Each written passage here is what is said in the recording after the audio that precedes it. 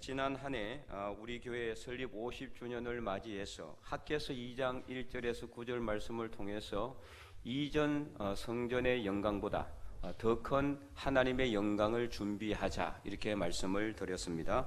그래서 올해 표어는 바로 학개서 2장 9절 말씀을 이렇게 근거로 해서 더 큰 영광을 준비하는 교회 이렇게 표어를 잡았습니다.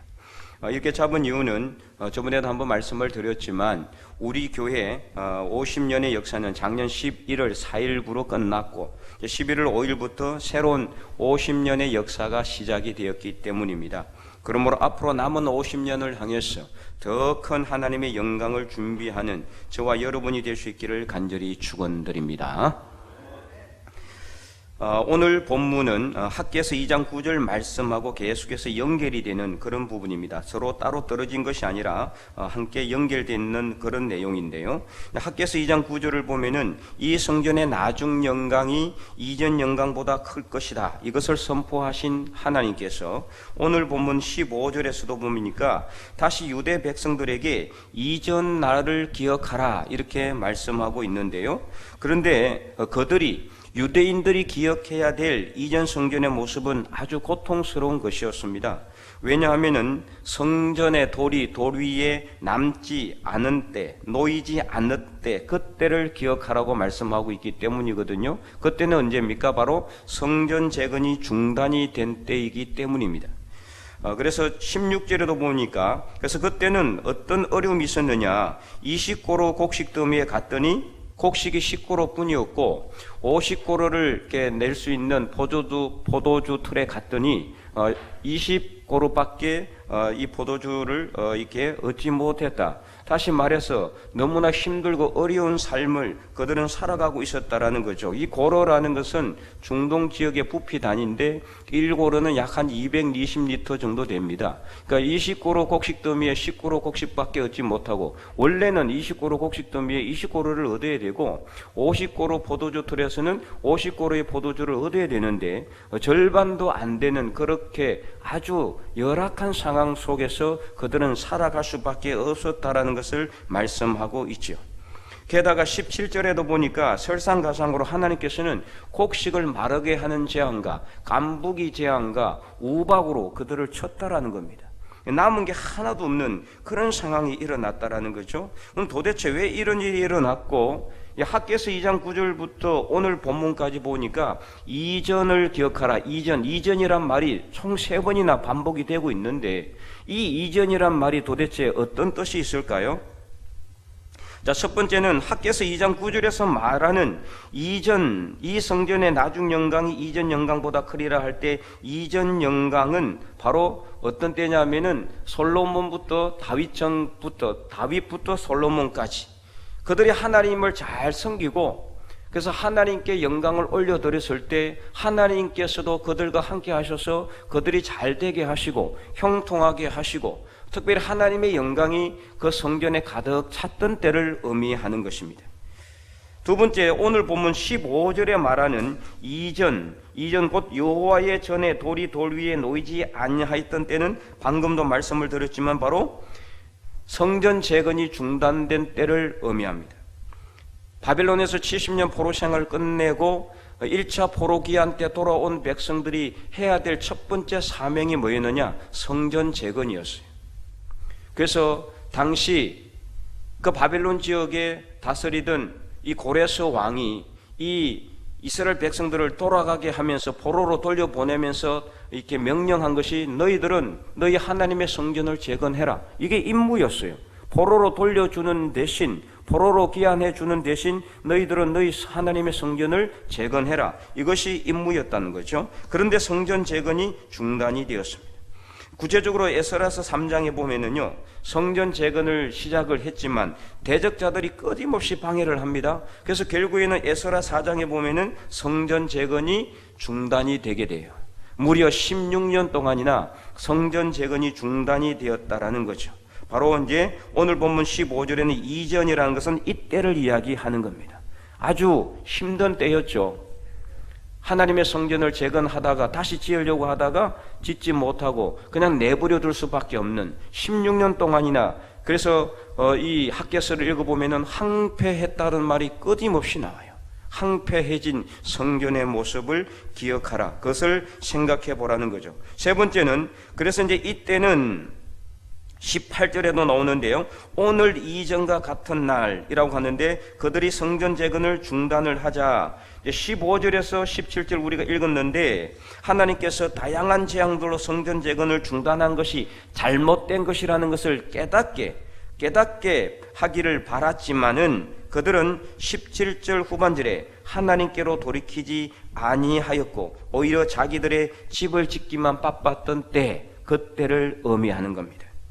그래서 학개서 1장 4절에 보면은 방금도 말씀을 드렸지만 이렇게 기록이 되어 있어요.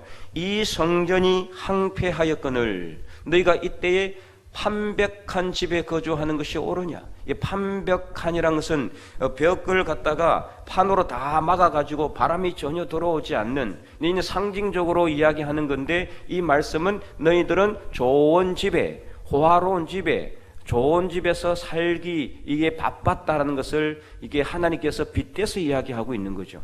그래서 9절 말씀에도 이렇게 말씀하고 있어요. 1장 9절에 너희가 많은 것을 바랐으나 도리어 적었고 너희가 그것을 집으로 가져가서나 내가 풀어버렸느니라.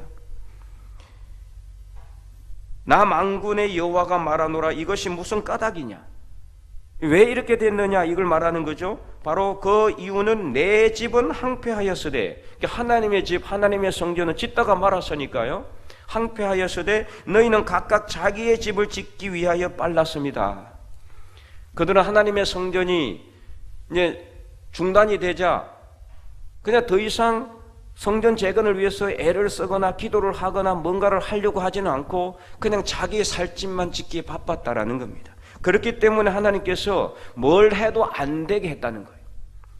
농사를 지어도 곡식이 제대로 여물지 못하고 간부기 재앙으로 또 우박으로 침몰이 내가지고 남은 것이 없도록, 50그루 포도주 틀에 원래는 50그루가 나와야 되는데 아무리 포도주를 이렇게 밟아도 접이 나오는 것은 20그루밖에 안 나오는 그런 상황을 하나님께서 주셨다는 것을 말씀하고 있습니다.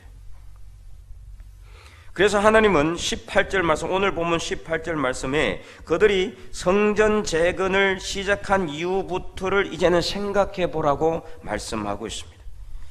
무엇을 생각하라는 겁니까? 15절에서 17절에 이 재앙들이 왜 일어났는지를 생각해 보라는 겁니다. 그리고 19절에 곡식 종자가 아직도 창고에 남아 있는지를 생각해 보라는 겁니다. 무슨 뜻입니까? 곡식 종자조차 창고에 남아 있지 않는, 내년에는 도저히 이 곡식 종자도 없기 때문에 씨를 뿌릴 수도 없는 그런 열악한 상황에 있는 것이 왜 일어났는지를 생각해 보라는 겁니다. 또한 포도나무와 무화과나무와 석류나무, 감람나무에는 아무 열매도 맺히지 못하는 그런 최악의 상황이 일어났는데 왜 이런 상황이 일어났는지를 생각해 보라는 것입니다. 이런 상황이 왜 일어났다고 하나님께서 말씀하고 있습니까? 그들이 성전 재건을 중단했기 때문이다.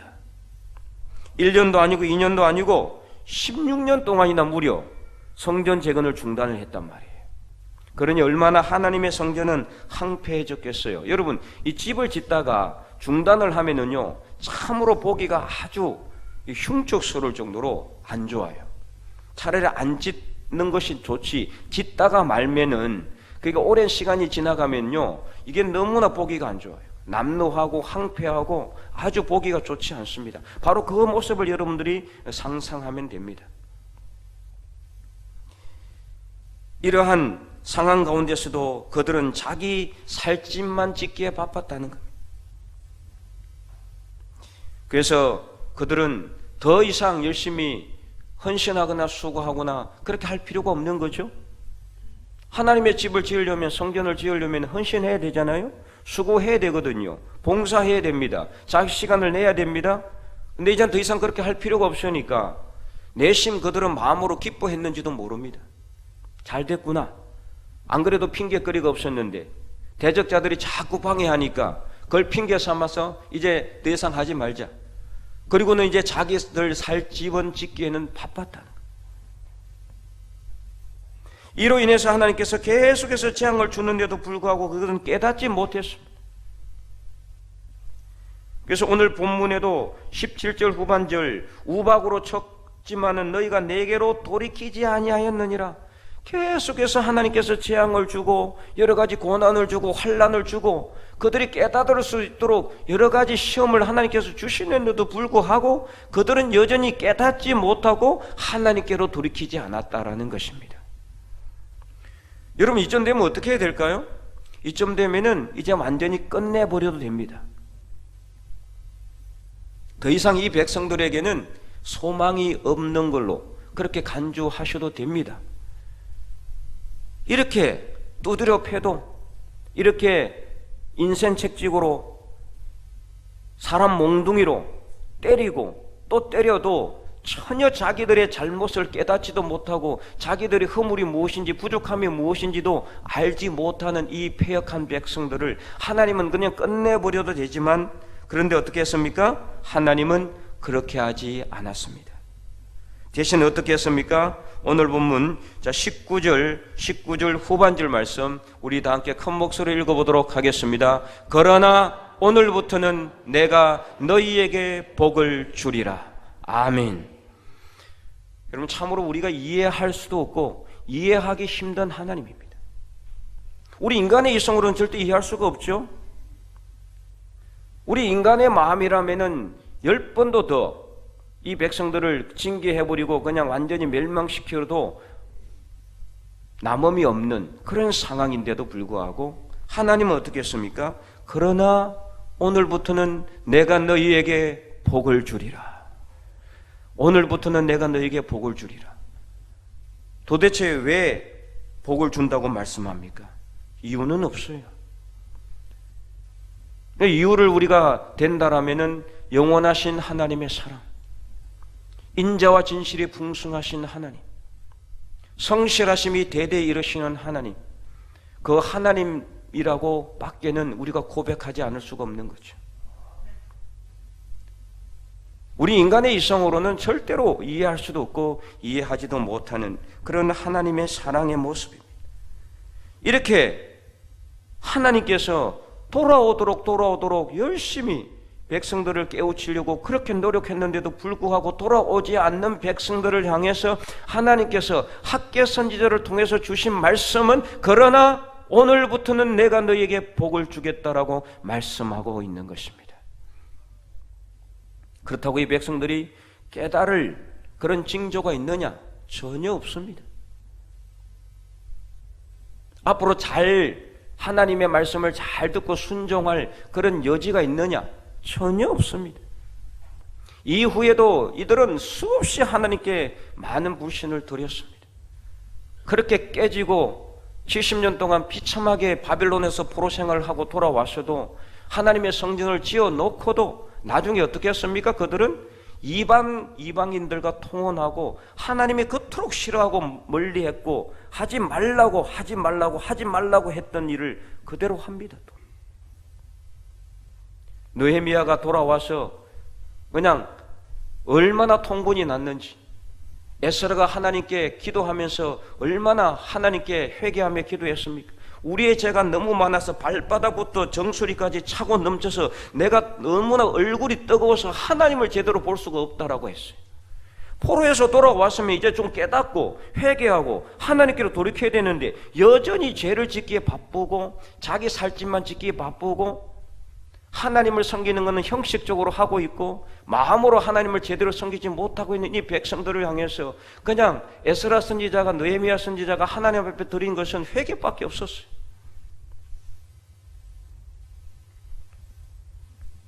그런 여지가 있지도 않았는데도 불구하고 오늘 하나님께서는 그러나 오늘부터는 내가 너희에게 복을 주리라 이렇게 약속하고 있는 것입니다. 이처럼 우리 하나님은 우리가 죄와 허물을 드릴 때 우리로 하여금 깨닫도록 하기 위해서 작은 고난과 환난을 우리 삶 속에 주십니다. 그때 우리는 빨리 깨달아야 돼요. 빨리 깨닫고 빨리 돌아와야 돼요. 빨리 돌아오지 않으면 자꾸 더 큰 고난과 재앙으로 우리를 치시는 거예요. 그런데도 깨닫지 못해서 하나님께 온전히 돌이키지 못할 때에도 하나님께서는 괘씸하여서 우리를 완전히 멸망시켜 버리는 것이 아니라는 것입니다. 얼마든지 그렇게 해도 되는데도 불구하고 그렇게 하지 아니하시고 우리를 남기시고 오래 참으시고 인내하시고 기다리고 계시는 하나님. 그러나 오늘부터는 우리에게 복을 주시는 하나님께 감사와 찬송과 영광을 올려드립니다. 이처럼 오늘 본문에서 하나님께서는 이전 일을 기억하라, 이전 일을 기억하라고 계속해서 말씀하고 있습니다.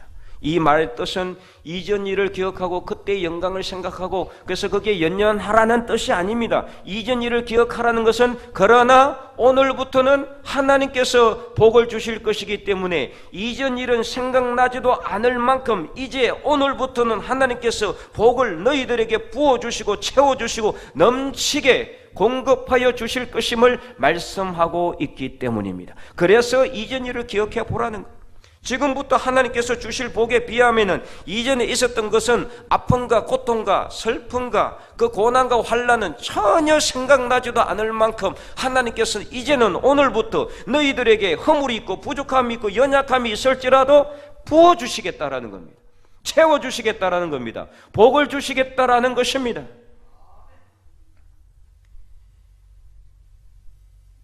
그러면 어떤 복을 하나님께서 주시겠다라고 약속하고 있습니까? 19절에 첫 번째 나온 것처럼 곡식 종자가 창고에 있지도 않고 모든 과일나무에 과일이 하나도 열리지 않았던 때가 있었지만 이제는 복을 주시겠다는 것은 무슨 뜻입니까? 곡식 종자가 창고에 가득하게, 그리고 모든 과일나무에 과일이 주렁주렁 풍성하게 열리게 해주시겠다. 이는 무슨 뜻이냐? 바로 우리 삶 속에 하나님께서 우리의 부족함과 허물에도 불구하고 물질적으로 부족함이 없도록 채워주시고 공급하여 주신다는 것을 말씀하고 있는 것입니다.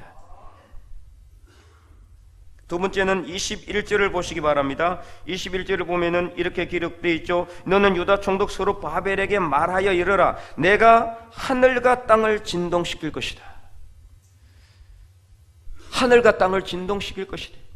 이는 바로 무슨 뜻입니까? 온 세상으로 하여금 하나님만이 유일한 주권자요 능력자요 심판자이심을 알게 하시겠다라는 것입니다.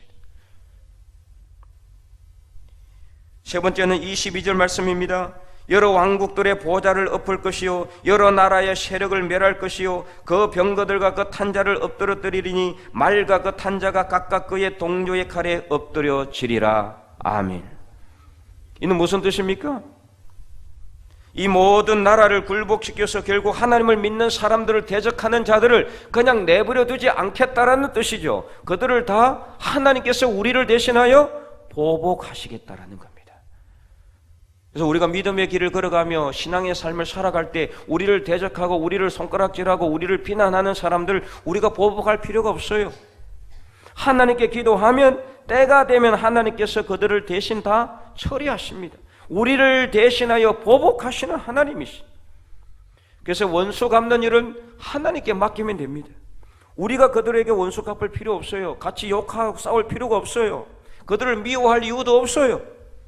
오직 하나님께 기도하며 믿음의 길을 가면 됩니다. 그리하면 때가 되면 하나님께서 우리를 힘들게 했던 사람들을 어느 순간 우리도 모르게 다 처리하시는 것, 다 보복해 주시는 줄 믿으시기 바랍니다. 그래서 우리 마음이 시원하게 해주시는 것. 네 번째 23절 말씀 우리 다 함께 한번 큰 목소리로 보겠습니다. 만군의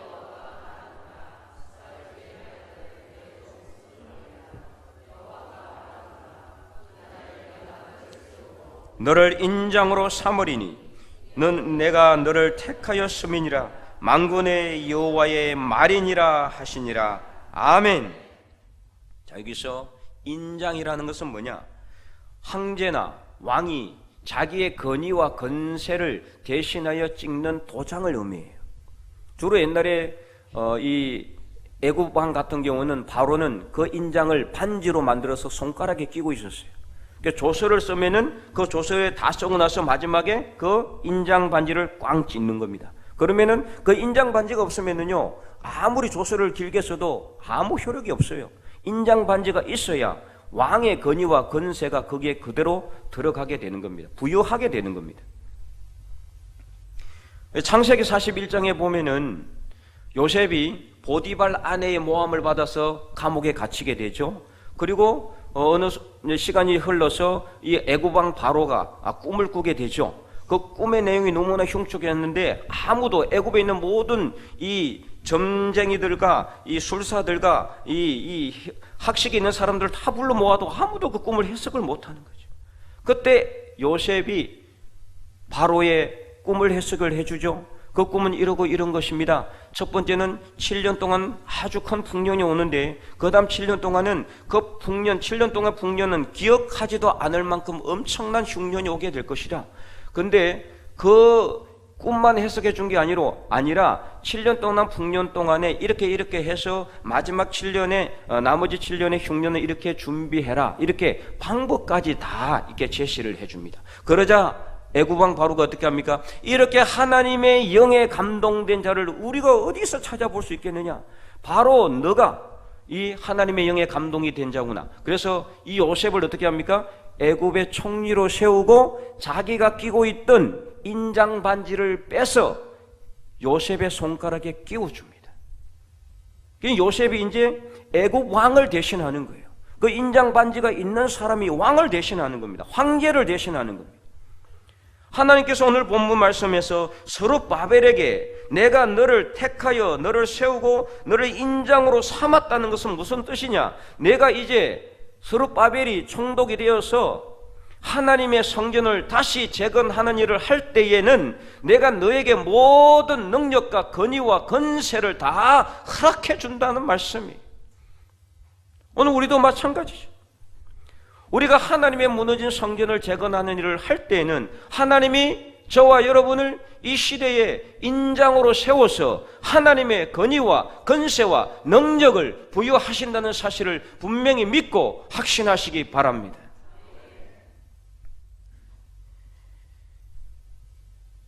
이보다 더 큰 은혜와 복이 어디에 있겠습니까? 하나님께서 오늘 저와 여러분을 특별히 세워서 택하시고 하나님의 인장으로 삼아주셨다니 이보다 더 큰 은혜와 복은 없는 거예요. 하나님의 권위와 하나님의 권세가 다 우리에게 온 나 같은 사람이에요. 이 허물 많고 부족하고 죄가 많은 나 같은 사람에게 하나님이 하나님의 인장으로 삼았다. 아주 똑똑하고 말 잘하고 학식이 뛰어나고 가문이 뛰어나고 모든 것을 다 가지고 있는 그런 사람이 아니라 정말 하찮아 보이고 볼품없어 보이고 사람들에게 인정도 받지 못하는 나 같은 사람을 하나님께서 이 시대에 특별히 택하시고 세우셔서 하나님의 인장으로 삼았다라는 것은 이 시대에 가장 큰 복인 줄로 믿습니다. 그러나 오늘부터는 내가 너에게 복을 주리라. 이 복의 마지막 최고의 결정이 바로 이 하나님의 인장으로 삼았다는 말씀인 줄 믿으시기 바랍니다. 사랑하는 성도 여러분, 혹시라도 지금까지 여러분이 삶이 힘들고 어려웠습니까? 질병의 고통과 삶의 문제로 고난 가운데 있었습니까? 그러나 오늘부터는 하나님께서 여러분에게 복을 주실 줄로 믿으시기 바랍니다. 특별히 우리를 택하여서 하나님의 인장으로 삼으셨다는 이 말씀을 여러분의 머리가 아니라 가슴에 담고 새겨서 올 한 해 여러분이 살아가는 모든 삶의 여정 가운데 하나님의 인장으로 하늘을 향해 부끄러움이 없는 믿음의 삶을 살아갈 수 있기를 간절히 소망합니다. 그러므로 오늘 우리는 2024년을 시작하면서 더 큰 하나님의 영광을 준비해야 합니다. 자, 그러면 어떻게 해야 하나님의 더 큰 영광을 준비할 수 있을까요? 뭔가 특별한 것이 있을까요? 없어요. 특별한 행사를 하고 외국에서 수입한 프로그램을 돌려야지 여러분 교회가 부흥이 됩니까? 안 된다라고 할 수는 없지만 절대로 근본적이지는 않습니다. 시간이 가면서 다양한 교회에서 다양한 프로그램들을 돌리고 있습니다. 이름도 들어보지 못한 막 이상한 프로그램들을 가지고 와서 이렇게 여러 군데 하고 있어요. 대부분 다 외국에서 하는 거예요. 과연 우리나라 실정에 맞습니까? 우리나라 형편에 맞습니까? 우리 지역에 맞습니까? 안 맞아요. 무조건 하면 되는 줄 알고 자꾸 그렇게 하는데 결국에는 피곤합니다. 물론 성공할 수도 있어요. 그러나 성경에서는 특별한 것을 뭔가 하라고 하지 않습니다. 절대 근본적이지가 않단 말이죠. 그럼 무엇입니까? 말씀대로 돌아가면 됩니다. 첫째는 바로 말씀입니다. 하나님의 말씀에 우리가 집중해야 됩니다. 이보다 더 중요한 것이 있습니까? 하나님의 말씀은 바로 하나님 자신이요, 이 땅에 육신의 몸을 입고 오신 예수 그리스도임을 알아야 됩니다. 그러므로 말씀보다 더 중요한 것이 없어요. 그래서 물이 바다를 덮음같이 하나님의 말씀이 우리의 삶을 덮고 우리 교회를 덮고 이 땅을 덮을 때 놀라운 교회 부흥의 역사는 분명히 일어나게 될 줄로 믿습니다. 둘째는 기도에 전념해야 됩니다. 초대교회가 어떻게 부흥했다고 했습니까? 분명히 사도행전에 말씀이 나와요. 오로지 말씀과 기도에 전념하였더라. 그랬을 때 놀라운 교회 부흥의 역사는 일어났습니다. 셋째는 찬송이요, 넷째는 예배입니다. 형식적인 찬송과 예배가 아니라 온 마음을 달려 신령과 진정으로 하나님께 예배드리는 그러한 예배제를 하나님은 오늘도 저와 여러분 가운데 찾고 있다는 것을 알아야 됩니다. 그러므로 말씀과 기도와 찬송으로 하나님께 나아가서 예배에 목숨을 걸 때 우리는 더 큰 하나님의 영광을 준비하게 되는 줄로 믿습니다. 다섯째는 전도와 선교입니다. 교회가 전도하지 않고 선교하지 않으면은 교회 자체의 목적을 상실하게 되는 겁니다. 그러므로 올해는 더욱더 작년보다 더 열심히 전도하고 선교에도 동참할 수 있기를 바랍니다. 선교에 동참하라는 것은 여러분이 선교사로 가라는 게 아니에요. 선교사님들을 위해서 기도하면 됩니다. 그리고 물질로 후원하면 됩니다. 그러면은 우리는 보내는 선교사가 되는 겁니다. 꼭 가야지만 선교할 수 있는 건 아니에요. 얼마든지 여기에서도 우리는 선교에 동참할 수가 있어요. 특별히 전도는 이제 우리가 해도 되고 안 해도 되는 게 아니에요. 그리스도인으로서는 무조건 해야 될 필수적인 사명이에요. 여섯 번째는 봉사와 교제입니다. 이는 제가 해마다 여러분들에게 소개해드리는 우리 교회 기본 사역의 핵심입니다. 여러분, 이 6가지 덕목 외에 다른 것이 있습니까? 물론 잘게 쪼개면 더 많이 있을 수 있지만 다 여기에 해당되는 겁니다. 저는 다른 것은 할 줄도 모르고 할 능력도 없습니다. 그래서 내일부터 시작하는 새해를 여는 새벽 기도회를 통해서 이 6가지 주제를 자세하게 살펴보려고 합니다. 다 알고 있고 다 내가 알고 있다라고 간주하지 마시고, 내가 다 알고 있는 것이기 때문에 뻔한 것이라고 생각하지 마시고, 여러분 거리가 멀어도 올 새해를 여는 새벽 기도회는 꼭 참석하셔서 올 한 해 우리 교회가 어떻게 해야 더 큰 하나님의 영광을 준비할 수 있을지를 말씀을 통해 은혜를 받고, 그래서 하나님께 더 큰 영광을 준비하는 저와 여러분의 삶이 될 수 있기를 간절히 소망합니다. 그래서 하나님께서 오늘 이 시대에 특별히 스룹바벨처럼 우리를 택하시고 이 시대를 위해서 세워주셔서 하나님의 인장반지가 되게 하신 것처럼 더 큰 하나님의 영광을 준비하여 2024년 저와 여러분이 우리 죽변제일교회가 정말 더 큰 하나님의 영광을 준비할 뿐만 아니라 더 큰 하나님의 영광을 경험할 수 있는 올 한 해 저와 여러분의 삶이 될 수 있기를 주님의 이름으로 간절히 축원드립니다.